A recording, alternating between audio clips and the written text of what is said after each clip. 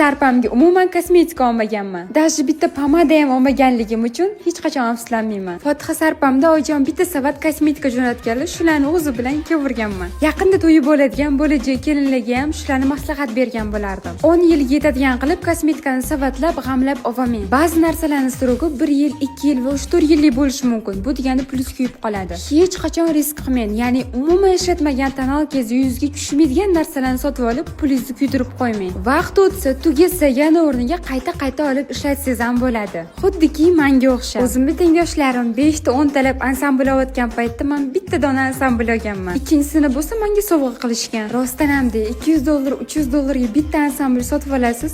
To'yingizdan keyin bir haftagina kiyasiz. Shu bilan shkafingiz bitta burchagida chang bosib yotadi. Yo, meniki chang bosib turmaydi, sotib yuboraman degan taqdiringizda ham 3-4 barobar arzonga sotasiz. Atigi bir marta kiygan kiyimingizni. Keyingi oshiqcha xarajat bu deydi. 10 talab emas, ularni ham 3-4 ta asosiy ranglardan olishingizni maslahat beraman. Kelinlikda eng ko'p kerak bo'ladigan narsalar bu naskilar, домашний тапочкалар, hovlida kiyishingiz uchun mo'ljallangan topchkalar va pijamalar. Pijama deganimda xayolingizga ochiq-sochiq kiyimlar kiygan bo'lishi mumkin, lekin men yopiq variant haqida gapiryapman. Uyda avvalo o'zingiz uchun, keyingi o'rinda juftingiz uchun chiroyli bo'lib pijamalar kiyib yurishingizni maslahat beraman. Birinchi o'rinda ayol kishi har xil bo'yoqlarga emas, balki o'xatga e'tibor berish kerak. Yuzingizga har xil husnbuzarlar toshgan bo'lsa-yu, lekin siz tonalka sursangiz yaxshi yotmaydi-ku, to'g'rimi? Shuning uchun birinchi bo'lib hamma narsani to'g'ri o'xatdan boshlaymiz. Keling, o'zingiz uchun gel для душа, домашний тапочка va chiroyli pijama xarid qiling. Eng chiroyli, sifatli va arzon pijamalarni Miss Rozi profilidan topasiz. Hoziroq podpisatsiya bo'lib, menga o'xshab chiroyli pijamalar zakaz qiling.